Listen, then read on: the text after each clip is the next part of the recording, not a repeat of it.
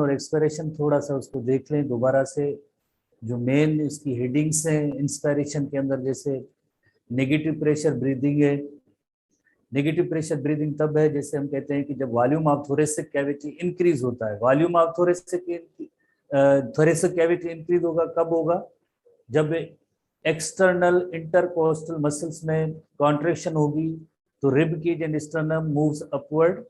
Diaphragm जो है sheet of muscle है उसके अंदर कॉन्ट्रैक्शन होगी तो ये फ्लैट हो जाएगा, तो overall volume of thoracic cavity increase होगा। जैसे volume of thoracic cavity increase होगा तो थोरेसिक कैविटी के अंदर जैसे प्रेशर डिक्रीज होगा, जिसकी वजह से एटमॉस्फेरिक प्रेशर हायर हो जाएगा। इस तरह से जो है एयर जो है हमारे लंग्स तक पहुंचती है। तो इस अमल को हम कहते हैं इंस्पायरेशन या इनहेलेशन कहते हैं, जिसके जरिए जैसे एयर जो है एटमॉस्फेयर से यकीनन जो हमारे लंग्स तक पहुंची। एक्सपायरेशन इसका जो है अपोजिट जैसे फिनोमेना है, जिसमें क्या होता है एक्सपायरेशन में इंटरनल इंटरकोस्टल मसल्स उनमें जब कॉन्ट्रैक्शन होती है तो जाहिर है रिब केज जैसे पहले अपवर्ड मूव हुआ था अब जैसे वापस डाउनवर्ड, और इस तरह से जो है स्टर्नम और रिब केज जैसे डाउनवर्ड हुआ तो वॉल्यूम ऑफ थोरेसिक कैविटी कम होता है। प्लस में वॉल्यूम ऑफ थोरेसिक कैविटी कम ऐसे भी होगा कि डायफ्राम जो है वापस रिलैक्सेशन होगी तो उसकी स्ट्रक्चर डोम शेप बन जाती है। तो इस तरह से वॉल्यूम ऑफ थोरेसिक कैविटी भी कम हो गया। वॉल्यूम ऑफ थोरेसिक कैविटी कम हुआ तो जाहिर है यहाँ पे जो है प्रेशर ज्यादा हुआ, इसकी वजह से जो air forces out of the lungs और एटमॉस्फेयर में जाती है। तो मैकेनिज्म ऑफ ब्रीदिंग जो है ये थोड़ा सा इंपॉर्टेंट टॉपिक है, आप इसको दोबारा से पॉइंट्स में भी देख लेना।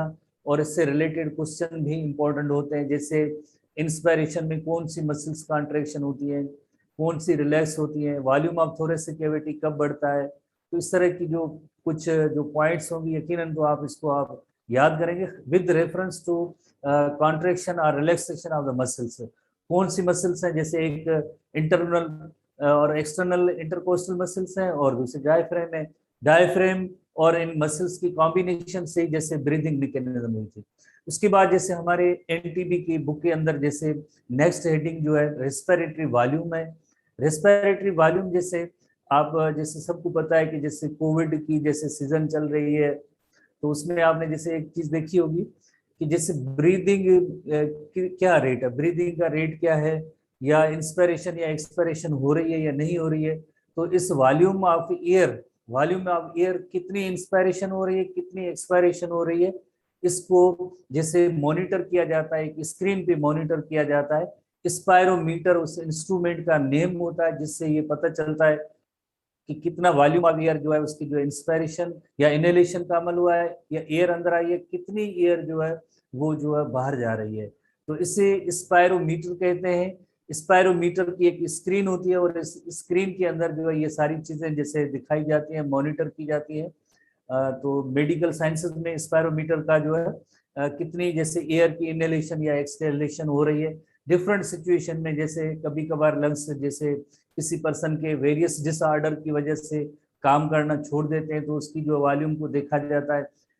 इससे यानी पहले सबसे पहले यही किया जाता है कि टोटल लंग्स के अंदर कैपेसिटी कितनी है। जो एक नॉर्मल हेल्दी पर्सन है उसके अंदर लंग्स के अंदर टोटल कितनी कैपेसिटी है, नॉर्मल जब ब्रीदिंग होती है तो उसका क्या परसेंटेज उस वक्त यूज होता है नॉर्मल। और इसी तरह से अगर हम देखें कि जब डीप ब्रीद लेते हैं, यानी ये वेरियस साइंटिस्ट ने जैसे इनकी सारी जो रिसर्च और डिस्कवरीज करने के बाद ही उनको ये वॉल्यूम वगैरह का सब पता है, तभी जाके एक एबनॉर्मल कंडीशन या डिजीज कंडीशन में ऐसी सिचुएशन होती है तो उसका जो है पॉइंट्स को या रीडिंग को नोट करते हैं कि भाई ये रीडिंग आ रही है तो ये होगा, ये रीडिंग आ रही है तो ये होगा।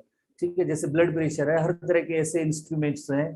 तो ऐसे या ब्लड की टेस्ट है उसमें भी नॉर्मल हेल्दी पर्सन की कंपोनेंट्स हैं। और इसी तरह से अगर डिजीज वाला पर्सन होगा उनकी जो रेशियोज में फर्क, इस तरह से जो है एनालिसिस होती है जैसे चीजों की। ठीक है, टेस्ट तो हो जाएगी जैसे ब्रीदिंग हो रही है और इसका जो स्क्रीन पे जो है रीडिंग भी आ रही है, बट हम उसको एनालिसिस कैसे करेंगे, बाय जैसे लॉजिकल रीजनिंग जैसे आजकल आप पढ़ रहे हैं, इसी तरह से ये एनालिसिस होती है। तो बहरहाल जिस तरह से एक नॉर्मल पर्सन है उसमें देखा गया कि टोटल जो है लंग कैपेसिटी 6000 मिलीलीटर और 6 लीटर होती है। जब नॉर्मल ब्रीदिंग हो रही होती है तो उस वक्त क्या उनका वॉल्यूम होता है, या एक डीप ब्रीथ होती है, एक्स्ट्रा और डीप ब्रीथ लेते हैं तब उस वक्त क्या होता है, या कुछ अमाउंट जो है एयर का लंग्स में हर वक्त रह जाता है। Why? Because we have incomplete ventilation. Complete ventilation हमारे यहाँ नहीं है, इनकम्प्लीट वेंटिलेशन है।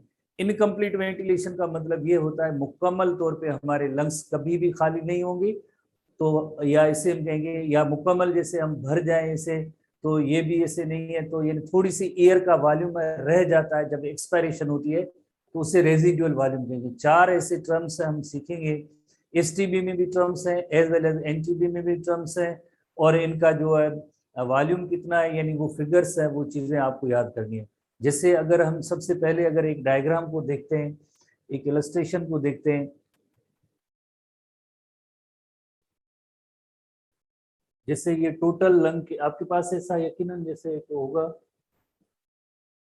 इलस्ट्रेशन होगी आपके पास भूषण साहब।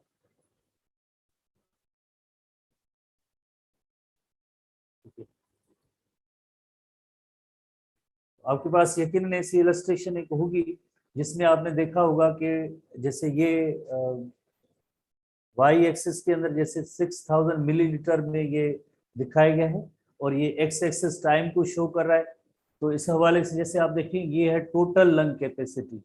टोटल लंग कैपेसिटी यानी 6000 मिलीलीटर और 6 लीटर्स है।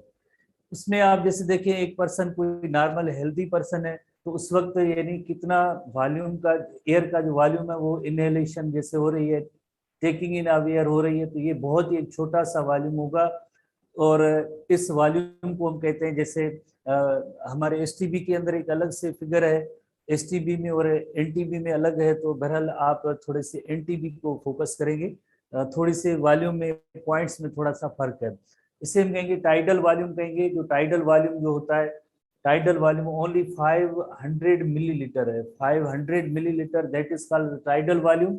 इसे कहेंगे टाइडल वॉल्यूम कहेंगे, इसे हम कहेंगे tidal volume, that is called tidal volume. यानी एक पहला टर्म आपने जैसे नोट किया, टोटल लंग कैपेसिटी इज, यानी जो कैपेसिटी है वो 600 मिलीलीटर की है, और 6000 मिलीलीटर की और 6 लीटर की है। एसटीबी में 5 लिखा है और यहाँ भी 6 है। ठीक है, इस तरह से आप जैसे नॉर्मल ब्रीदिंग में आप जैसे देखेंगे, नॉर्मल ब्रीदिंग में जैसे ओनली 500 मिलीलीटर जैसे एयर अंदर आती है, तो टाइडल वॉल्यूम कहेंगे the volume of air moved into और out of the lungs during quiet breathing. Quiet breathing की मीनिंग होती है जैसे नॉर्मल ब्रीदिंग है, कोई एक्सरसाइज नहीं कर रहे हैं, कोई ऐसे इमोशनल स्ट्रेस नहीं है, तो एक जैसे नॉर्मल ब्रीदिंग, कोई डिजीज नहीं है, तो इस तरह से जो नॉर्मल क्वाइट ब्रीदिंग है उसमें ये सिर्फ 500 मिलीलीटर ऑफ एयर जो है जो इन और आउट होता रहेगा। इसी तरह से एक जैसे आप दूसरा टर्म देखें, vital capacity. Vital capacity extra deep breath, extra deep breath है, that is called vital capacity, हम उसे कहेंगे वाइटल कैपेसिटी कहेंगे। That amount of air is called vital capacity. दूसरा जो टर्म आपको याद करना है उसे हम कहेंगे वाइटल कैपेसिटी, जो तकरीबन 4.8 लीटर तक है। जैसे आप देखें, ये 6 की फिगर है, और ये 4.8 रिमेनिंग जो होगा उसे हम कहेंगे रेजिडुअल वॉल्यूम। यकीनन ये जो रिमेनिंग वॉल्यूम है that is called residual volume, इसे हम कहेंगे रेजिडुअल वॉल्यूम, जो 1.2 लीटर होता है। तो 4.8 जो है ये वाइटल कैपेसिटी हो गया, रेजिडुअल वॉल्यूम 1.2, तो यकीनन ये क्या हो जाएंगे, ये हो जाएंगे 6 लीटर तक हो जाएगा। तो यानी टोटल लंग कैपेसिटी 6 लीटर है, उसमें वाइटल कैपेसिटी 4.8 लीटर्स है।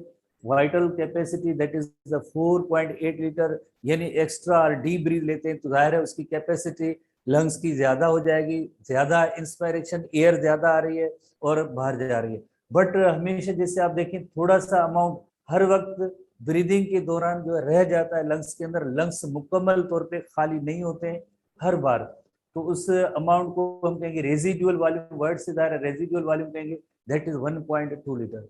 तो ये जो है चार फिगर्स जो है आपको यकीनन याद करनी है। एक total lung capacity that is 6 litre, और इसी तरह से जो नॉर्मल ब्रीदिंग है जिससे हम कहेंगे टाइडल वॉल्यूम, जैसे टाइडल वॉल्यूम 500 मिलीलीटर है। नंबर 2 ये टाइडल वॉल्यूम जो only and only 500 millilitre, that is called tidal volume. और उसके बाद जैसे वाइटल कैपेसिटी है डीप और एक्स्ट्रा ब्रीथ के दौरान, वाइटल कैपेसिटी जो होती है, वाइटल कैपेसिटी 4.8 लीटर होती है, एक्स्ट्रा और डीप ब्रीदिंग। उसके बाद जैसे थोड़ा सा अमाउंट जो है यकीनन जो है हर बार जैसे एक्सपायरेशन के वक्त जो है लंग्स मुकम्मल जैसे खाली नहीं होते हैं, तो वो वॉल्यूम जो होता है उसे हम कहते हैं रेजिडुअल वॉल्यूम कहते हैं, और रेजिडुअल वॉल्यूम होता है 1.2 लीटर। तो ये एटलीस्ट जो 4 फिगर्स हैं ऐसे आपको याद करने। बाकी इसमें जाहिर है ये जो एक बड़े इंस्ट्रूमेंट्स हैं उसकी डिफरेंट रीडिंग्स हैं जो हमारे बुक में इंक्लूड नहीं है, तो जो हम इन चीज़ों पे ज़्यादा फोकस करें जो ज़ाहिर टेक्स्ट बुक की पॉइंट है। अदरवाइज ये इंस्पायरेटरी रिजर्व वॉल्यूम है, या एक और भी पॉइंट है एक्सपायरेटरी रिजर्व वॉल्यूम है, ये दो और मजीद फिगर्स हैं, डेफिनेशंस हैं जो एक तो है इसमें जैसे हमारे एनटीबी के अंदर, जैसे दोबारा से सारी चीज फिनोमेना को देखते हैं कि ब्रीदिंग और inspiration occurs only in cyclic manner. Cyclic manner में होती है due to the movement of the chest wall and lungs. Cyclic manner की मीनिंग क्या है, जैसे इंस्पायरेशन करते हैं तो टेकिंग ऑफ एयर जो है इन अंदर आती है, तो जाहिर आपने देखा कि rib cage moves upward and outward, volume of thoracic cavity increase होता है, तो इंस्पायरेशन होती है।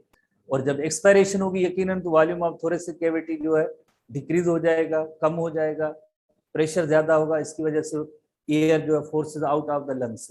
तो इस तरह से ये सेम कहेंगे साइक्लिक मैनर कहेंगे, इंस्पायरेशन एक्सपायरेशन होती रहेगी साइक्लिक मैनर में due to the movement of the chest walls and lungs. तो जाहिर है लंग्स में जैसे ब्रीदिंग जैसे होती रहती है, तो आपने देखा होगा या चेस्ट है तो उसमें यकीनन चेंजेस आती रहती हैं। The resulting changes in the pressure causes changes in the lung volume। यकीनन जब एयर अंदर आती है लंग्स के अंदर तो लंग्स जैसे भर जाते हैं, एक्सपायरेशन होती है तो लंग्स खाली हो जाते हैं। ओनली रेजिडुअल वॉल्यूम जो है 1.2 लीटर से रेजिडुअल वॉल्यूम रहता है, बाकी सारे लंग्स जो है खाली भी होते रहते हैं। ठीक है, the amount of air in the lungs are capable of this volume tend to vary depending upon the depth of the respiration, gender, age and in certain respiratory disease जैसे कोविड है उसमें भी जैसे आप सबको पता है कि अगर इंस्पायरेशन वॉल्यूम जो कम आएगा जाहिर आगे जो बॉडी को ऑक्सीजन की ट्रांसपोर्ट होगी वो नहीं होगी, या CO2 वाली गैसेस है वो लंग्स तक आए जिनको एक्सपायरेशन होनी है, बिकॉज वो लंग्स के अंदर जो अल्वुला है या जितने भी लाइक जैसे विंड पाइप आगे जो ट्यूब्स है रेस्पिरेटरी ट्यूब्स, अगर वो फ्लूइड से भरे होंगे तो जाहिर है गैसेस की जो है ट्रांसपोर्टेशन एक्सचेंज नहीं होगी, लंग्स ही ज्यादा मुतासर होते हैं। ऐसे इम्फाइसीमा भी है, इम्फाइसीमा जो है अल्वुलाई हार्ड हो जाते हैं, तो जाहिर है अंदर जो है जो वॉल्यूम ऑफ एयर होगा यकीनन जैसे वो जैसे इनमें वेरिएशन आती है, वेरे चेंज होता है। Depth of respiration, gender, male female gender में भी जैसे डिफरेंस हो है, बट हमें इतनी ज्यादा डिटेल यहाँ पे देने की जरूरत नहीं है, समझने की जरूरत नहीं है, बट ये जो पॉइंट्स है जिनकी वजह से वॉल्यूम ऑफ एयर जो है वेरी करता है, चेंज है, डिफरेंट है, कि जैसे जेंडर में, एज में, एजिंग में जैसे लंग्स हार्ड हो जाते हैं। एजिंग जैसे आपने बूढ़े लोग बुजुर्ग देखे होंगे जब भी चंद कदम चलते हैं तो उनमें जैसे बड़े बड़े सांस लेना शुरू कर देते हैं, या सीढ़ियों पे नहीं चढ़ा जाता है, जैसे आप एक्स्ट्रा डीप ब्रीथ लेना पड़ता है तब जाके जैसे इंस्पायरेशन एक्सपायरेशन, बिकॉज वॉल्यूम जो अंदर जो है वो कम हो जाता है, लंग्स हार्ड हो जाते हैं in certain disease. Respiratory volume is the amount of air inhaled exhaled and stored with in the lungs at any given time. इसे हम कहेंगे रेस्पिरेटरी वॉल्यूम, जो इस मेन हेडिंग है, कितना अमाउंट एयर का अंदर भी आ रहा है बाहर भी जा रहा है, कुछ रह भी जाता है, जिससे हम कहते हैं स्टोर्ड वॉल्यूम। तो इसे हम कहेंगे कि ये overall that is called the respiratory volume, this is called the respiratory volume. Amount of air which is inhaled and exhaled at rest is called as tidal volume, जो आपने जैसे पढ़ा है 500 मिलीलीटर, ओनली बहुत ही थोड़ा फ्रैक्शन 500 मिलीलीटर। नॉर्मल जैसे कोई person है, नॉर्मल जैसे क्वाइट ब्रीदिंग का अमल हो रहा है, इंस्पायरेशन एक्सपायरेशन हो रही है, तो ये जो ओनली 500 मिलीलीटर है। The average tidal volume is 500 millilitre, जो हमने थोड़ी देर पहले जैसे वो स्पायरोमीटर एक जो इंस्ट्रूमेंट होता है उसकी स्क्रीन पे ये आ जाता है, तो ये 500 millilitre. Amount of air exhaled inhaled above the tidal volume during the deep breath is called the respiratory reserve volume, that is 3 litre. ठीक है, above the tidal volume, जैसे tidal volume कितना है, जैसे 500 है तो जाहिर है अब एक्स्ट्रा डीप ब्रीथ लिया जाता है, एक्स्ट्रा डीप ब्रीथ होगा यकीनन तो ज्यादा होगा। तो जो हम अपने टेक्स्ट बुक के हवाले से चलते हैं, टेक्स्ट बुक के हवाले से तो 3000 मिलीलीटर और 3 लीटर है। Vital capacity the volume of air breath after the deepest inhalation, यानी extra deep breath, that is 4.8 litre, जैसे टेक्स्ट बुक में तो नहीं लिखा है, that is called vital capacity. Total lung capacity 6000 millilitre. और ये जो पॉइंट है जैसे हमारे टेक्स्ट बुक वगैरह में नहीं है, 12 to 20 breaths per minute in adult, जैसे नॉर्मल ब्रीदिंग है। तो जाहिर है ये कभी कभार सिचुएशन में, डिजीज में, स्ट्रेस में ये ज़्यादा भी हो सकती है। जेंडर वाइज भी डिफरेंट है, एज वाइज भी ये इनका जो ब्रीद डिफरेंट होता है, या जो इन्फेंट्स होते हैं उनमें भी ब्रीदिंग रेट का जो है डिफरेंस होता है। तो दोबारा जैसे ये जो चार्ट या ग्राफ है उसमें आपने जैसे देखा कि जैसे टोटल लंग कैपेसिटी 6000 मिलीलीटर और 6 लीटर है, जिससे टाइडल वॉल्यूम ओनली 500 मिलीलीटर है। इसी तरह से वाइटल कैपेसिटी, जैसे एक्स्ट्रा डीप ब्रीथ है, that is called vital capacity. और उसके बाद जैसे एक अमाउंट जैसे ऐसा भी है रिमेनिंग रह जाता है लंग्स में, मुकम्मल तौर पे लंग्स एम्प्टी नहीं होते हैं, तो उसे हम कहेंगे residual volume, that is 1.2 litre है। ठीक है, होपफुली 2-3 फिगर्स हैं, डिजिट्स हैं जो जिनको आप याद करेंगे, क्रेमिंग टाइप के कुछ क्वेश्चंस हैं। अब हम नेक्स्ट चलते हैं आगे, नेक्स्ट हेडिंग में। ये नया टॉपिक है, एनटीबी में फर्स्ट टाइम आया। जैसे इससे पहले जो है एसटीबी के अंदर इतनी इसकी डिटेल नहीं थी कि ब्रीदिंग मैकेनिज्म है उसकी जो रेगुलेशन, नर्वस सिस्टम उसको कंट्रोल करता है। नर्वस सिस्टम का कौन सा पार्ट है, जैसे आपने पढ़ा है इंटर क्लास में ब्रेन के हवाले से, मेडुला ऑब्लोंगेटा है। मेडुला ऑब्लोंगेटा ब्रीदिंग का मैकेनिज्म, ब्रीदिंग फिनोमेना, तो जाहिर है उसमें किस तरह से रेगुलेशन होती है थोड़ी सी ज्यादा डिटेल दी गई है। इससे पहले एसटीबी में जस्ट यही लिखा गया था, मेडुला ऑब्लोंगेटा जो हाइंड ब्रेन का पार्ट है, आखिरी पार्ट जो हाइंड ब्रेन है उसका, जैसे आप सबको पता है मेडुला ऑब्लोंगेटा, पोन्स है, reticular formation and cerebellum, collectively it is called hind brain. तो हाइंड ब्रेन का भी पार्ट कौन सा, हाइंड ब्रेन का पार्ट मेडुला ऑब्लोंगेटा, वो रेस्पिरेटरी सेंटर कहते हैं, control centre of the respiration is medulla oblongata. तो मेडुला ऑब्लोंगेटा में आखिरकार ऐसी कौन सी चीजें हैं जिसकी वजह से रेगुलेशन होती है, वो चीजें फर्स्ट टाइम जैसे एनटीबी में इंक्लूड की गई, इससे पहले नहीं थी। तो कंट्रोल ऑफ द ब्रीदिंग और वेंटिलेशन है। Normally we are not conscious of for our breathing because it is controlled involuntary. जैसे इंस्पायरेशन भी हो रही है, एक्सपायरेशन भी हो रही है, हमें कोई एहसास ही नहीं है कि ये वाकई ऐसे अमल हो रहे हैं, बिकॉज ये टोटली इनवॉलेंट्री इन नेचर है। इनवॉलेंट्री इन नेचर की मीनिंग जिसमें किसी भी पर्सन की विल या विश के अकॉर्डिंगली नहीं होती है। हाँ, एक काम हो सकता है, we can hold our breath for short time, थोड़े अरसे के लिए जैसे हम अपनी ब्रीदिंग को स्टॉप कर सकते हैं, ये थोड़ा सा वॉलंटरी कंट्रोल है। बट यकदम जैसे फिर जो है जैसे एक ऐसी बॉडीली कंडीशन बन जाती है तो देन जो है हम जो ब्रीदिंग जिसको हम स्टॉप कर रहे थे उसको छोड़ना पड़ेगा, और देन वापस इनवॉलंटरी एक्शन जो है वो होता रहेगा। तो मोस्टली जो क्या है, टोटली इनवॉलंटरी नेचर है। इनवॉलंटरी की मीनिंग होती है नॉट इन पर्सन्स विल और विश, कोई भी काम ये जैसे ब्रीदिंग है, इंस्पायरेशन एक्सपायरेशन, इनवॉलंटरी नेचर है। A breathing center located in the medulla of the brain carries involuntary control of the breathing.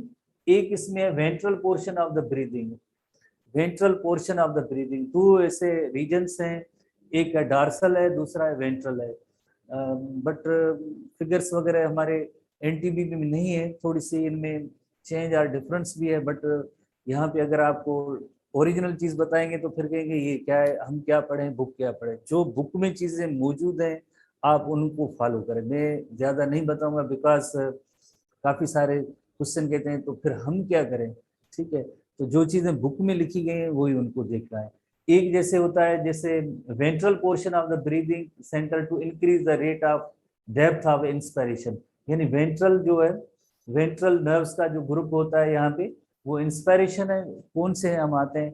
और जो डार्सल जो होता है, डार्सल एंड लेटरल जो होते हैं वो एक्सपायरेशन के। ठीक है, यहाँ पे सिर्फ दो ही क्वेश्चन बनते हैं कि जो एक नर्व्स का ग्रुप है मेडुला ऑब्लोंगेटा के अंदर, एक डार्सल पोर्शन पे, डार्सल रीजन पे होते हैं, दूसरे वेंट्रल रीजन पे होते हैं। जैसे एनटीबी में लिखा है वेंट्रल जो मेडुला ऑब्लोंगेटा के अंदर ये नर्व्स हैं जो इंस्पायरेशन का काम करेंगे, इंस्पायरेशन की मैकेनिज्म को कंट्रोल करेंगे, कंट्रोल सेंटर है। इसी तरह से जो डार्सल और लेटरल पोर्शन होंगे वो इनहिबिट इंस्पायरेशन, इंस्पायरेशन को इनहिबिट करेंगे, और स्टिमुलेट एक्सपायरेशन या exhalation, and these regions form the expiratory centre. कौन से दीज रीजन्स, यानी ये डार्सल और लेटरल पोर्शन जो मेडुला ऑब्लोंगेटा के हैं, ये यानी एक्सपायरेटरी सेंटर है। जैसे अक्सर लिखा होता है कि ये एक्सपायरेटरी सेंटर है, ये इंस्पायरेटरी सेंटर है। एक्सपायरेटरी सेंटर है जो डार्सल है, और जो वेंट्रल जो होता है वो यकीनन जैसे एनटीबी के अकॉर्डिंगली जो क्या है कि इंस्पायरेशन होगी। ठीक है, वेंट्रल इंस्पायरेशन और डार्सल जो है एक्सपायरेशन का। और इलस्ट्रेशन है, इनकी डायग्राम्स वगैरह हैं। तो इसमें ये जो ब्रेन का जो हाइंड ब्रेन का जो पार्ट होता है, जैसे ये ओवरऑल ब्रेन और इसका ये रीजन जो हाइंड ब्रेन है, इसमें जैसे ये मेडुला ऑब्लोंगेटा भी है, पोन्स भी है, इसके अंदर थ्रेड रेटिकुलर फॉर्मेशन, और यहाँ पे जैसे आपको पता है कि सेरिबिलम होता है। तो इस रीजन को ओवरऑल जैसे हाइंड ब्रेन कहते हैं। तो हाइंड ब्रेन में जैसे एक पोन्स पार्ट है, और ये पार्ट है मेडुला ऑब्लोंगेटा है, या सिंपली मेडुला, और उसके बाद आगे जैसे आप सबको पता है स्पाइनल कार्ड कंटिन्यू होता है। तो मेडुला ऑब्लोंगेटा को जिससे रेस्पिरेटरी सेंटर कहते हैं, ब्रीदिंग का कंट्रोल सेंटर कहते हैं। तो उसके अंदर एक जो है डार्सल रेस्पिरेटरी ग्रुप है। डार्सल रेस्पिरेटरी ग्रुप जो है, अभी आपने जैसे पढ़ा है, डार्सल रेस्पिरेटरी ग्रुप एक्सपायरेशन को स्टिमुलेट करता है। दूसरा है वेंट्रल रेस्पिरेटरी ग्रुप है। वेंट्रल रेस्पिरेटरी ग्रुप जो है, जिससे हमने पढ़ा है कि इनहेलेशन प्रोसेस को जो है रेगुलेट करता है या कंट्रोल करता है। ये जो पोर्शन है, ये पार्ट है, इस पार्ट का नेम है मेडुला ऑब्लोंगेटा, जिसमें ये नर्वस टिश्यूज हैं, जैसे dorsal respiratory group, ventral respiratory group. इनका काम क्या है, यकीनन मॉनिटर कर रहे हैं, जैसे वेरियस फैक्टर्स होते हैं जिसकी वजह से रेट ऑफ ब्रीदिंग जो है इंक्रीज भी हो सकता है। जैसे हमने पहले ही पढ़ा है कि नॉर्मल ब्रीदिंग जो 12 to 20 टाइम्स ब्रीद पर मिनट होता है, बट कभी कभार रेट ऑफ ब्रीदिंग जो है फास्टर भी हो सकता है। तो फास्टर होगा तो कैसे रेगुलेट होगा, उनकी रेगुलेशन ऑटोनॉमिक है। कौन रेगुलेट कराता है, यकीनन जो मेडुला ऑब्लोंगेटा कराता है।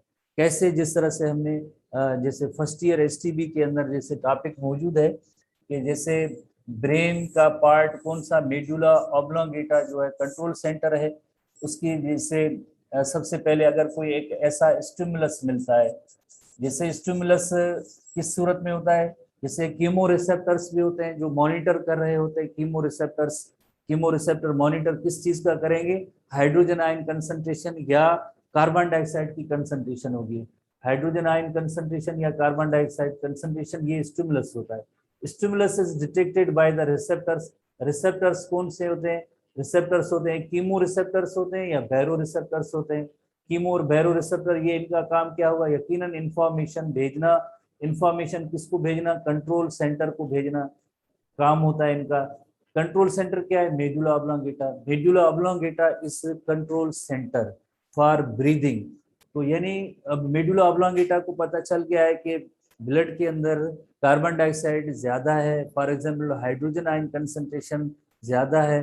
तो उस सिचुएशन में मेडुला ऑब्लोंगेटा को क्या करना है, जैसे यहाँ पे आप जैसे देखें डार्सल रेस्पिरेटरी ग्रुप है। डार्सल रेस्पिरेटरी ग्रुप किसको स्टिमुलेट करता है, कौन से फिनोमिना को स्टिमुलेट करता है। जैसे हमारे एसटीबी बुक में जैसे लिखा हुआ है, डार्सल जो है एक्सपायरेशन को स्टिमुलेट करता है, वेंट्रल जो है इंस्पायरेशन को करता है। तो इसी तरह से जो है ये यहाँ से नर्व्स निकलेंगी, यहाँ से इन सेंटर से नर्व्स निकलेंगी।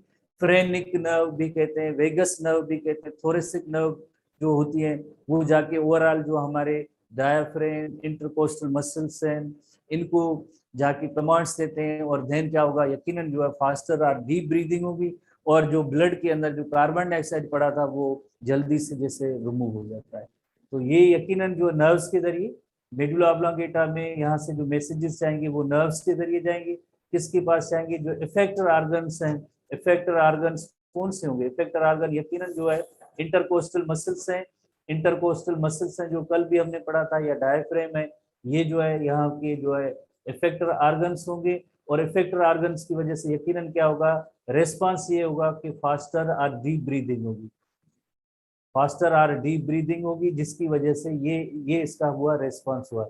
जैसे आप सबको पता है कि हमने जैसे कंट्रोल सेंटर या रेगुलेशन या मैकेनिज्म जैसे कंट्रोलिंग होती है, उसमें हमेशा एक स्टिमुलस होता है, दूसरा रेस्पॉन्स होता है। तो स्टिमुलस क्या था, स्टिमुलस कार्बन डाइऑक्साइड या हाइड्रोजन आयन कंसंट्रेशन थी। किसने डिटेक्ट किया, रिसेप्टर्स थे। कौन से रिसेप्टर हैं, कीमो रिसेप्टर या बैरो रिसेप्टर जो भी होते हैं।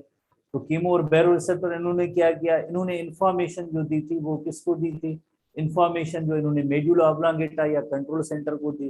कंट्रोल सेंटर जहाँ पे एक सेट पॉइंट होती है, सेट पॉइंट होती है, उससे अगर कोई चीजें अप और डाउन जैसे कम या ज्यादा है, वैल्यूज में फर्क आ जाता है, तो देन उसके अकॉर्डिंगली जो बेहतर सिचुएशन होती है, एक होम्योस्टेटिक सिचुएशन होती है, उसमें वापस उसी तक लाने के लिए क्या करेंगे, यकीनन जो इससे अपनी इनमें यहाँ से नर्व्स के जरिए वो कमांड देंगे, किसको कमांड देंगे, इफेक्टर ऑर्गन्स को। इफेक्टर ऑर्गन कौन से, ब्रीदिंग के हवाले से जैसे आपको पता है इंटरकोस्टल मसल्स हैं, या जैसे आपको पता है डायफ्रेम, या ये इफेक्टर ऑर्गन्स हैं। इफेक्टर ऑर्गन क्या करते हैं काम, रिस्पॉन्स प्रोड्यूस करते हैं। क्या रिस्पॉन्स होगा, फास्टर ब्रीदिंग। जब भी मीन्स कार्बन डाइऑक्साइड की कंसंट्रेशन ज्यादा होगी ब्लड के अंदर, तो वहां पे जो है फास्टर ब्रीदिंग होगी, और इस फास्टर ब्रीदिंग के जरिए क्या होगा, फास्टर ब्रीदिंग के जरिए जो बढ़ी हुई या इंक्रीज्ड कंसंट्रेशन ऑफ CO2 की थी, वो जो है बॉडी से रिमूव हो जाएगी। तो ये जो कंट्रोल सेंटर का जो पार्ट है मेडुला ऑब्लांगेटा, जिसमें आप एक डार्सल और वेंट्रल रीजन को आप जैसे नई टर्म में फर्स्ट टाइम एनटीबी में आए हैं, तो उसमें आप जो एनटीबी के हवाले से जो भी पॉइंट डिस्कस है, तो उनको आप जो भी लिखा हुआ आपको याद करना है कि मेडुला जो पार्ट है जो अभी हमने डिस्कस किया, ये सारी चीजें breathing center located in the medulla of the brain and carries out involuntary control of the breathing. Ventral portion of the breathing center acts, breathing center कौन सा, ventral portion of medulla oblongata, वही breathing center acts to increase the rate and depth of inspiration and is called as the inspiratory center. Dorsal और lateral portion होते हैं, they inhibit inspiration and stimulate expiration, and these regions are called the expiratory center, और इन reason को हम कहेंगे expiratory centre कहेंगे। इन reason, तो ये ऐसी जो है दो टर्म्स हैं, आप इनको याद करेंगे, एक वेंट्रल पोर्शन और दूसरा है dorsal and lateral portion. Ventral portion inspiration, dorsal portion expiration, बस दो ही लफ्ज हैं। Medulla oblongata is called as breathing centre है या रेस्पिरेटरी सेंटर है। उसके बाद एक और भी पार्ट है दैट इज सेरिब्रल कॉर्टेक्स, उसका भी जिक्र है, नर्व्स हमारे हेडिंग में नहीं है। सेरिब्रल कॉर्टेक्स है, जैसे कि आपको पता है कि हमारे जो ब्रेन का जो मेन पार्ट है, जैसे आप सबको पता है फोर ब्रेन का पार्ट सेरिब्रल कॉर्टेक्स, हमने चैप्टर 3 इंटर क्लास में जैसे पढ़ा था। तो cerebral cortex is, it is possible to consciously or unconsciously increase or decrease the rate or depth of the respiratory movement. Cerebral cortex, जैसे first year में और inter class में अगर आपने चैप्टर 3 के अंदर आपने देखा होगा, उसकी जो डिफरेंट लोब्स हैं, फंक्शनल लोब्स हैं, frontal lobe, parietal lobe, occipital lobe, temporal lobe, ये सारे लोब्स हैं जो बॉडी की डिफरेंट फंक्शंस को रेगुलेट करते हैं। तो इसमें ब्रीदिंग मैकेनिज्म भी है जो सेरिब्रल कॉर्टेक्स से रिलेटेड है। A person may also stop breathing voluntarily, जैसे वॉलंटरली कैसे स्टॉप कर सकते हैं, जैसे डॉक्टर साहिबान कहते हैं कभी कभार, जैसे ड्यूरिंग द चेकअप, या तो उसे कहते हैं कि अपना थोड़ी सी ब्रीदिंग को स्टॉप करें, या कभी ये कहते हैं फास्टर ब्रीदिंग करें, तो हम ये काम अपनी चॉइस से कर रहे होते हैं। तो यानी ये जो है सेरिब्रल कॉर्टेक्स रीजन से इसका रिलेशनशिप है। Occasionally people are able to hold their breath until the blood partial pressure of oxygen declines to the level low enough that they lose consciousness. तो अगर जैसे continuously occasionally people are able to hold their breath, कभी कभार ऐसे जैसे अगर मुसलसल breathing को होल्ड करें तो यकीनन क्या होगा, they lose consciousness. After consciousness is lost, the respiratory center resume its normal function in automatic controlling respiratory system. तो यकीनन जब जैसे आपको पता है जब हम ब्रीदिंग स्टॉप कर देंगे तो रिजल्ट क्या होगी, वेंटिलेशन, जैसे हम कह रहे हैं वेंटिलेशन और ब्रीदिंग स्टॉप हो जाएगी। तो एक्सपायरेशन जैसे छोटा सा अमल है, इंस्पायरेशन भी नहीं हुई, एक्सपायरेशन भी नहीं हुई।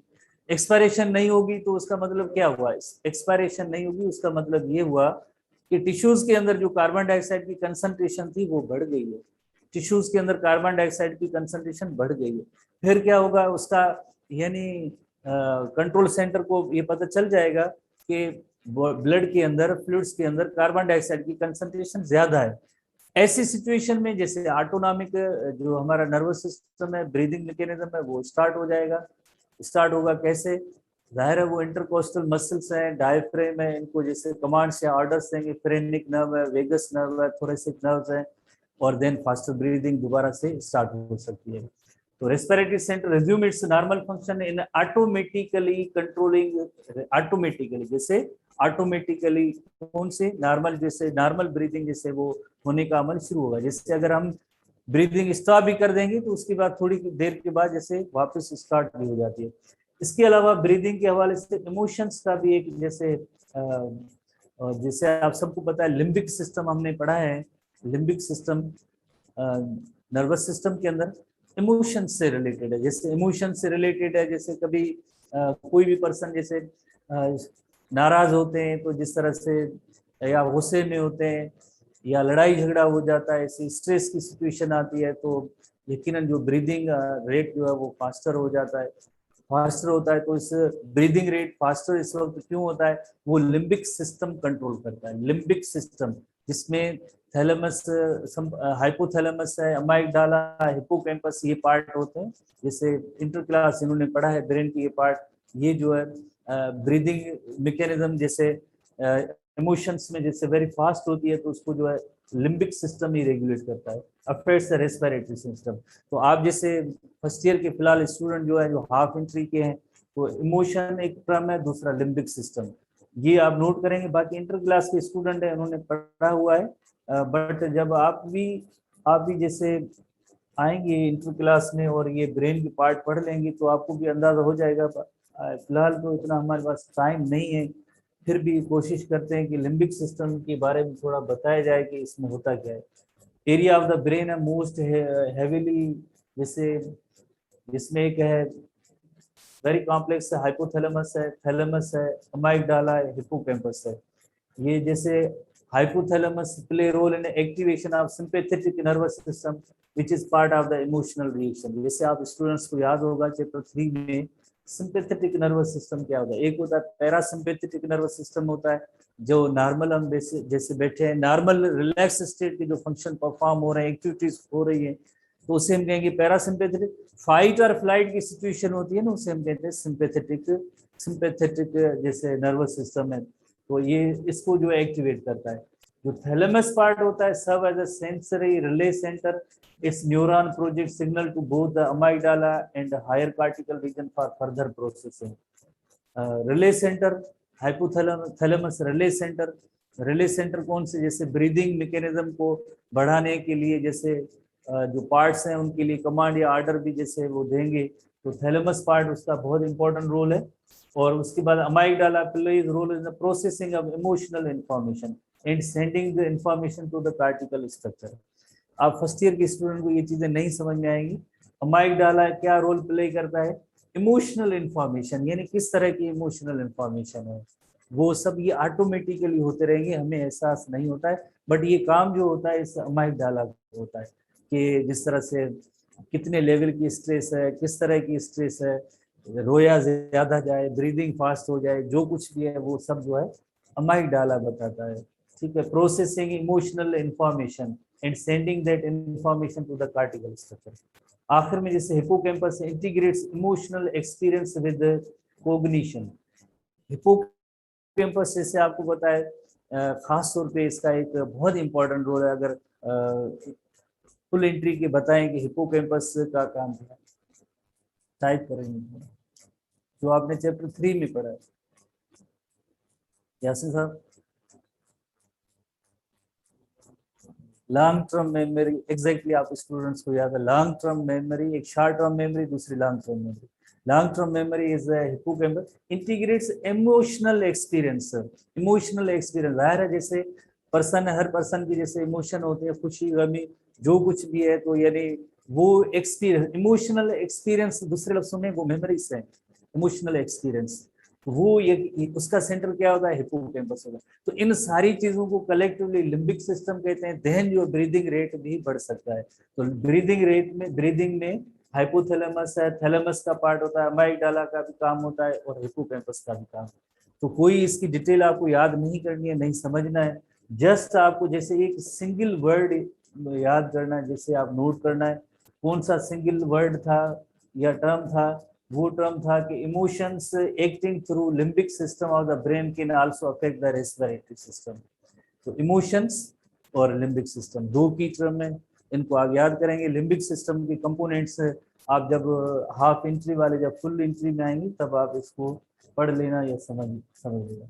उसके बाद नेक्स्ट है ट्रांसपोर्ट ऑफ गैसेस हेडिंग है, ट्रांसपोर्ट ऑफ गैसेस।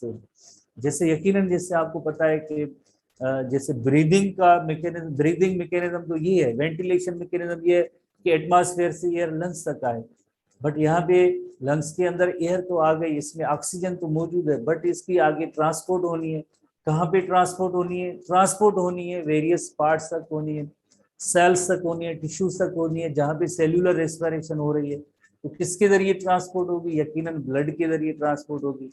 तो ब्लड कौन सा, यानी ब्लड वेसल ऐसी होगी, यहाँ से जो है यकीनन लंग्स से जो है ब्लड वेसल जाएंगी, पल्मोनरी वेन्स होंगी जो ऑक्सीजनेटेड ब्लड, यहाँ पे ऑक्सीजनेटेड ब्लड का टर्म यूज करेंगे।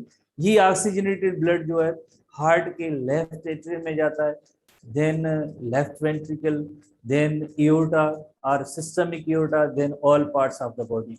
ठीक है, all parts of the body, वहां पे ऑक्सीजन की सप्लाई, तो इसे हम कहेंगे ऑक्सीजन की ट्रांसपोर्ट। कहाँ से ऑक्सीजन की ट्रांसपोर्ट हुई है? From lungs to all parts of the body through circulation. Heart भी उसमें डिवाइस है जो दायरा टू पंप द ब्लड, और ब्लड के अंदर ऑक्सीजन भी मौजूद है, ऑक्सीजनेटेड ब्लड। जैसे आप सबको पता है left side of the heart is concern with oxygenated blood. अब जैसे देखें टिश्यूज तक वो ऑक्सीजन पहुंच गई है, टिश्यूज में क्या होगा? टिश्यूज में जाहिर है सेल्यूलर रेस्पिरेशन, मेटाबॉलिक एक्टिविटीज होंगी। बाई प्रोडक्ट के तौर पे क्या बनेगा? यकीनन कार्बन डाइऑक्साइड प्रोड्यूस होगी। तो ये कार्बन डाइऑक्साइड क्या वही सेल्स में मौजूद होगी, स्टोर होगी? नहीं होगी, इसको फौरन इसकी रिमूवल होनी चाहिए। रिमूवल कैसे होगी? कार्बन डाइऑक्साइड जो टिश्यूज में प्रोड्यूस हुई थी वो टिश्यूज से निकल के ब्लड में आएगी, और ब्लड में ट्रांसपोर्ट होके किसकी तरफ आएगी? यकीनन जैसे पहले हार्ट में आती है, राइट एट्रियम में डीऑक्सीजनेटेड ब्लड कलेक्ट होता है, देन राइट वेंट्रिकल के बाद जैसे पल्मोनरी एओर्टा, पल्मोनरी एओर्टा के बाद देन जो पल्मोनरी आर्टरीज होती हैं जो लंग्स की तरफ आती हैं, तो लंग्स में कार्बन डाइऑक्साइड लेके आएंगी। कार्बन डाइऑक्साइड लेके आएंगे तो यानी टिश्यू से उन्होंने कार्बन डाइऑक्साइड कलेक्ट की, वो ब्लड के जरिए आई, और ब्लड के जरिए आती हुई हार्ट, और हार्ट के बाद देन लंग्स में। तो लंग्स में जब आएगी तो जाहिर है एक ऐसा ब्लड होगा जिसमें, जैसे कल हमने पढ़ा था कैपिलरीज होती हैं, उसके इर्द गिर्द, कैपिलरीज के इर्द गिर्द जो अल्वियोलाई के इर्द गिर्द ब्लड कैपिलरीज का जो नेटवर्क होता है, तो इस ब्लड कैपिलरीज का नेटवर्क होता है, एक तरफ से तो ऑक्सीजन शामिल हो जाती है, दूसरी तरफ से आपने देखा कि डीऑक्सीजनेटेड ब्लड जो पल्मोनरी आर्टरीज के जरिए आता है, तो वो वहां पे उस जगह पे कार्बन डाइऑक्साइड की भी एक्सचेंज हुई। पल्मोनरी आर्टरीज जिसमें कार्बन डाइऑक्साइड की कंसंट्रेशन ज्यादा है, आपने जैसे पढ़ा है एक्सेप्शन के हवाले से, जैसे पल्मोनरी आर्टरीज के अंदर डीऑक्सीजनेटेड ब्लड या कार्बन डाइऑक्साइड की कंसंट्रेशन ज्यादा होती है, वो ब्लड होता है। वो ब्लड कहाँ से निकलेगा? यकीनन जो इस ब्लड जो पल्मोनरी आर्टरीज में वहां से एस्केप होके किस में आएगा? वहां से निकल के जो है यकीनन जैसे अल्वियोलाई में आएगा। तो इस अमल को हम कहेंगे कि कार्बन डाइऑक्साइड की ट्रांसपोर्ट हुई है। कार्बन डाइऑक्साइड की ट्रांसपोर्ट कहाँ से हुई है? From tissues to lungs. Oxygen की ट्रांसपोर्ट कहाँ से हुई है? From lungs to tissues. तो इससे हम कहेंगे gas transport, this process is called as gas transport. तो यानी like the other material, respiratory gases are also transported in various regions of the body by means of blood transport oxygen from lungs to the different tissues, and carbon dioxide from tissues to the lungs, carbon dioxide from tissues to the lungs. जैसे अभी हमने illustration जैसे सारा sketch अपने जहन में बना के जैसे नोट किया था कि जैसे लंग्स होते हैं, तो लंग्स यकीनन इसमें जो ऑक्सीजन तो अवेलेबल है, ये ऑक्सीजन जो ब्लड सर्कुलेशन में दाखिल होगी, ब्लड सर्कुलेशन में दाखिल होने के बाद हार्ट, और हार्ट के बाद यकीनन जो है टिश्यूज में जाएगी, और टिश्यूज में शामिल होकर ऑक्सीजन यहाँ पे यकीनन जो कौन सा अमल होगा टिश्यूज में, जैसे जाहिर है बाई प्रोडक्ट जो है यहाँ पे CO2 प्रोड्यूस होगी। ऑक्सीजन तो टिश्यूज तक आई पहुंची, बट यहाँ पे अब CO2 प्रोड्यूस होगी। CO2 पहले ये जैसे हार्ट में आई है, और हार्ट के बाद जैसे ये लंग्स में, और लंग्स में CO2 आपको पता है जैसे ऑक्सीजन जो है लंग्स में जैसे ब्लड में शामिल हो गई थी, लंग्स से ब्लड, और CO2 जब एक्सपायरेशन का अमल होगा या एक्सहेलेशन का अमल होगा तो लंग्स से बाहर जाएगी। तो सिंपल वर्ड्स में ये हुआ, गैस की transport from lungs to various part, lungs to body parts are tissues हैं, तो टिश्यू से कार्बन डाइऑक्साइड वापस लंग्स तक आती है, तो इसे हम कहते हैं gas transport. Phenomena is called gas transport. Like the other material, other material कौन से, जैसे फूड डाइजेस्टिव ट्रैक्ट में डाइजेस्ट हुआ, उसके बाद जो है बॉडी पार्ट्स में जाता है, तो आपने जैसे पढ़ा है कि एक ब्लड कैपिलरीज के जरिए भी एब्जॉर्ब होता है और लैक्टियल और लिम्फ वेसल के जरिए भी एब्जॉर्ब होता है, इसकी ट्रांसपोर्टेशन हुई है।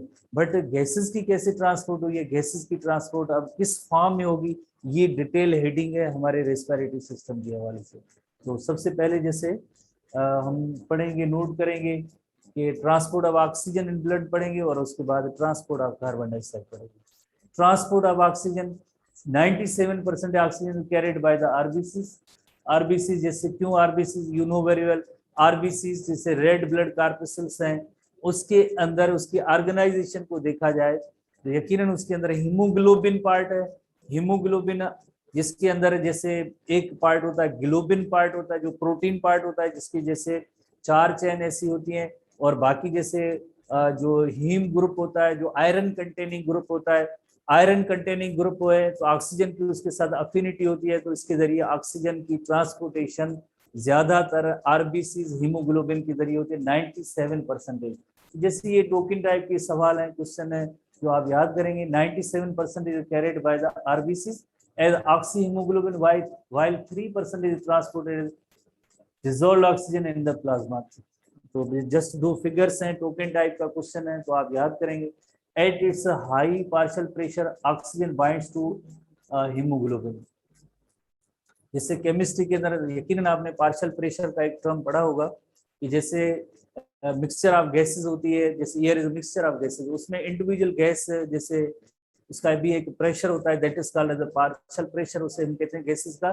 तो जब भी जैसे हीमोग्लोबिन होगा और ऑक्सीजन होगी तो ऑक्सीजन जो है वो बाइंड हो जाएगी हीमोग्लोबिन मॉलिक्यूल पे, तो उस वक्त जैसे हम कहेंगे कि यहाँ पे जो ऑक्सीजन जब बाइंड होगी ब्लड में, जैसे आगे फर्दर ट्रांसपोर्ट होगी, तो फाइनली आगे क्या होगा, जहाँ पे जैसे टिश्यूज होते हैं वहां पे ये ऑक्सीजन अलग होनी है, ऑक्सी हीमोग्लोबिन मॉलिक्यूल से ऑक्सीजन अलग होगी, तो उस वक्त क्या होगा, ब्लड में पार्शियल प्रेशर जो ऑक्सीजन का ज्यादा होगा और टिश्यूज में कम होगा। तो पार्शियल प्रेशर ऑक्सीजन का पार्शियल प्रेशर ब्लड में ज्यादा होगा, टिश्यूज में कम होगा।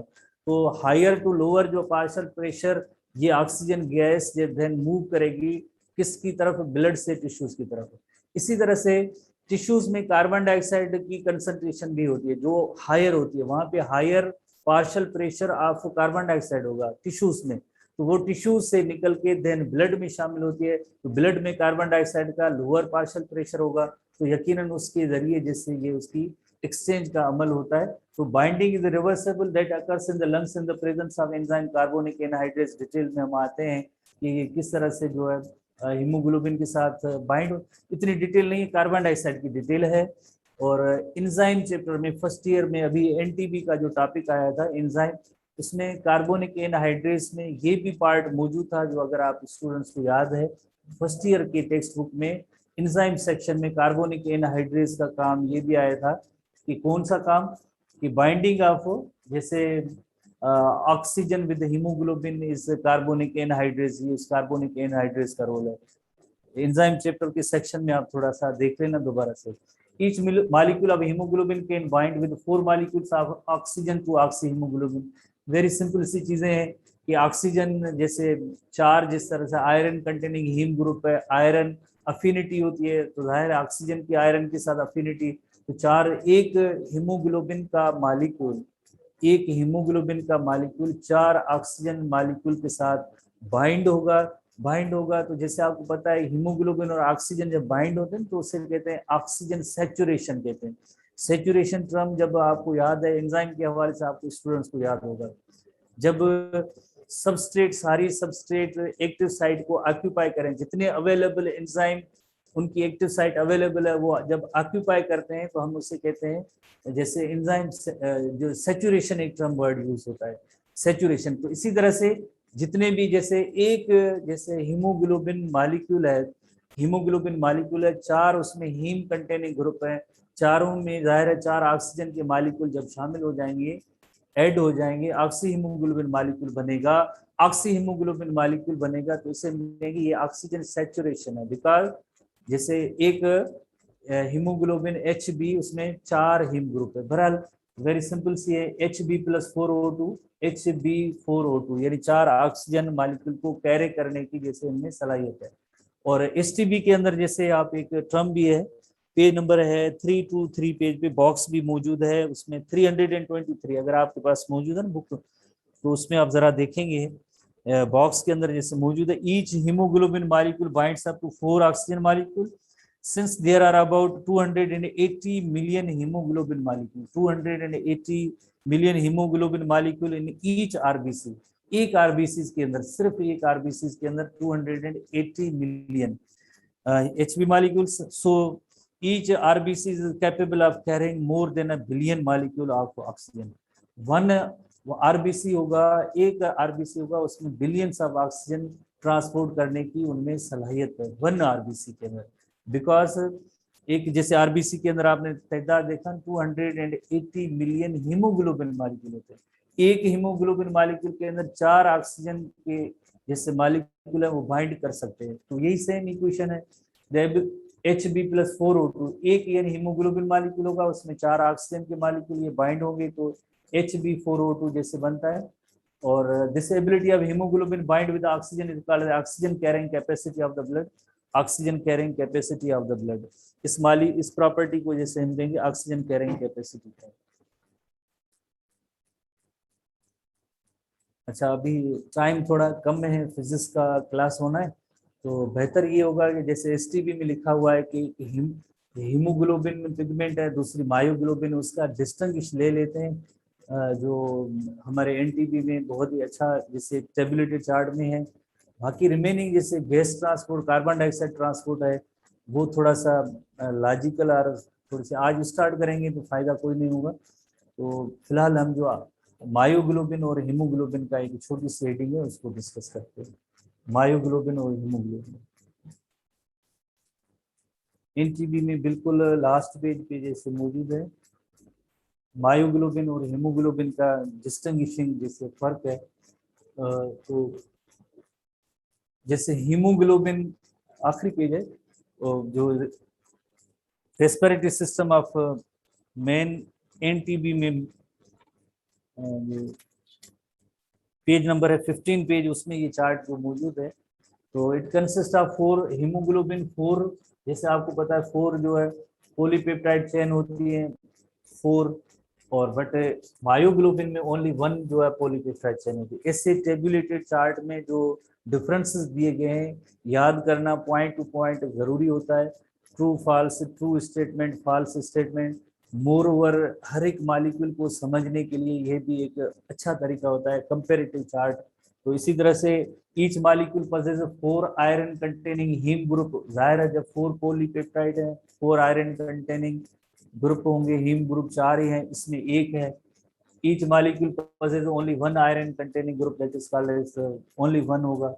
4 oxygen molecule can bind to each haemoglobin molecule, जाहिर है 4 आयरन कंटेनिंग हीम ग्रुप्स जो मौजूद हैं तो 4 ऑक्सीजन, जाहिर है उसमें एक है तो only 1 oxygen, only 1 oxygen molecule can bind to each myoglobin molecule. It is found in RBCs, जाहिर है जो हमारे आरबीसी जब नेचर होते हैं तो उसमें न्यूक्लियस से नहीं होता है, जब नेचर होंगे तो ये नॉन न्यूक्लिएटेड हो जाते हैं। ओनली एंड ओनली सिर्फ हीमोग्लोबिन पार्ट होता है उसके अंदर, क्योंकि आरबीसी की फॉर्मेशन का अमल जो है आपको पता है बोन मैरो के अंदर होता है। तो शुरू में स्टेम सेल्स होते हैं, वो न्यूक्लिएटेड सेल होते हैं, उनमें से आगे चल के वेरियस टाइप के सेल्स जब बनेंगे, जो आरबीसी बनेंगे तो उसमें न्यूक्लियस मैच्योरिटी के टाइम पे वो खत्म हो जाता है, ओनली हीमोग्लोबिन होता है, ठीक है। और it is found in muscles, जैसे मसल्स जो रेड मीट जिसे हम कहते हैं, रेड मीट, रेड कलर जो है मसल्स का, वाई बिकॉज ऑफ मायोग्लोबिन, इस मायोग्लोबिन की ज्यादा कंसंट्रेशन की वजह से। तो जैसे आरबीसी के अंदर आपने पढ़ा है कि हीमोग्लोबिन मौजूद है, और हीमोग्लोबिन का काम यकीनन क्या होगा, जैसे ट्रांसपोर्ट ऑफ ऑक्सीजन है, बट ये ट्रांसपोर्ट नहीं करते हैं, ये मायोग्लोबिन ऑक्सीजन को स्टोर करते हैं। जब भी जैसे जरूरत पड़ती है ऑक्सीजन की, जैसे मसल्स में ज्यादा है तो मस्कुलर एक्टिविटी के दौरान जैसे ऑक्सीजन की जरूरत पड़ती है, तो उस वक्त ये ऑक्सीजन जो है प्रोवाइड करते हैं।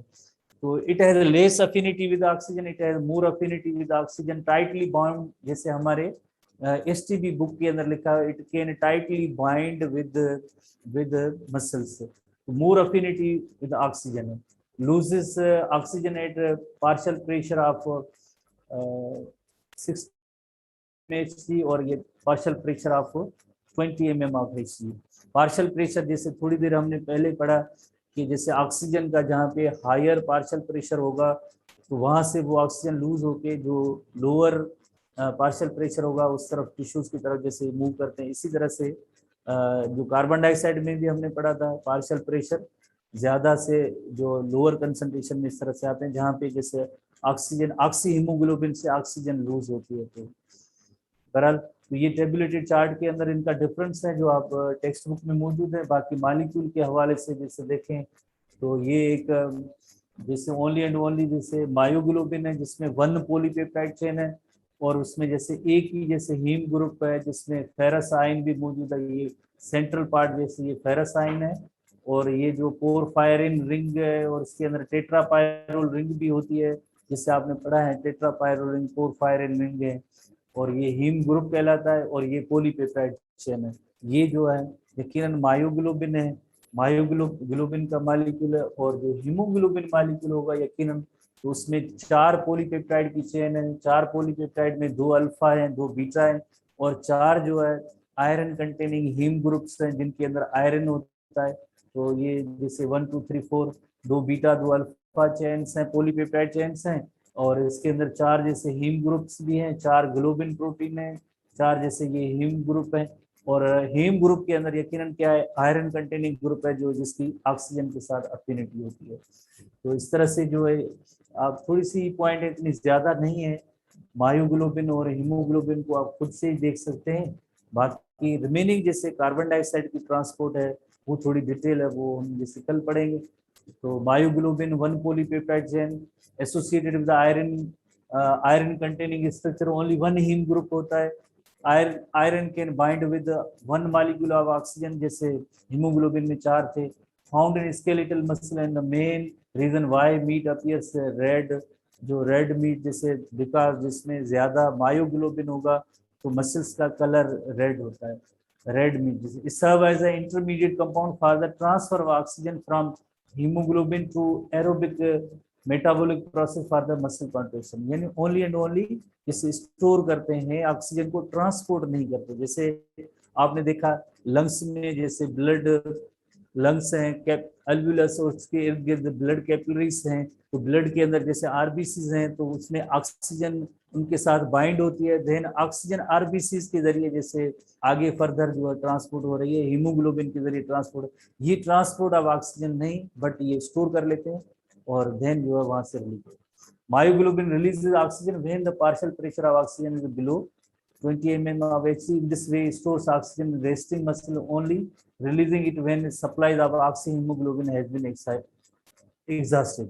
जब ऑक्सी हीमोग्लोबिन जैसे यानी यकीनन जो हीमोग्लोबिन के जरिए जो ऑक्सीजन की ट्रांसपोर्ट हो रही थी वो अगर उसके रिजर्व कम पड़ जाएंगे खत्म हो जाएगी तो उस वक्त फौरन जो है मसल्स के अंदर क्या मौजूद था जैसे मायोग्लोबिन है, मायोग्लोबिन के साथ क्या मौजूद था ऑक्सीजन जो स्टोर पड़ी थी वो दे देंगे टिश्यूज को। तो जस्ट ये स्टोरेज का काम है, इनका ट्रांसपोर्ट का काम नहीं है, मायोग्लोबिन का स्टोरेज का काम है, ओनली एंड ओनली स्टोरेज का काम है, ओनली एंड ओनली स्टोरेज का काम है। बाकी हीमोग्लोबिन की जैसे आपको पता है कि बहुत ही छोटी सी पॉइंट्स हैं, 4 globin protein chains each associated with haem and iron containing group है, तो यानी 4 आयरन कंटेनिंग ग्रुप हैं। Iron combines loosely with oxygen and in this way oxygen is carried out in the blood at high oxygen concentration। the pigment combines with oxygen। pigment कौन सी hemoglobin, respiratory pigment hemoglobin combines with oxygen whereas at low oxygen concentration the oxygen is quickly released। कौन सी बात हो रही है, बात वो हो रही है जैसे जो टिश्यूज हैं टिश्यूज में अगर इसमें ऑक्सीजन जो है कम है, ऑक्सीजन कम है और जैसे इसकी सराउंडिंग जो कैपिलरीज होंगी यकीनन उस कैपिलरीज के अंदर इन कैपिलरीज के अंदर ऑक्सीजन जो है वो हाई कंसंट्रेशन में है तो ये ऑक्सी हीमोग्लोबिन यहाँ से ऑक्सीजन पहले इंटरस्टिशियल फ्लूइड में और देन सेल्स में आ जाएगी, रिलीज होकर आ जाएगी। तो इस तरह से जो ये छोटी सी पॉइंट्स हैं, कार्बन डाइऑक्साइड की ट्रांसपोर्ट जो है वो हम कल डिस्कस करेंगे। सी यू।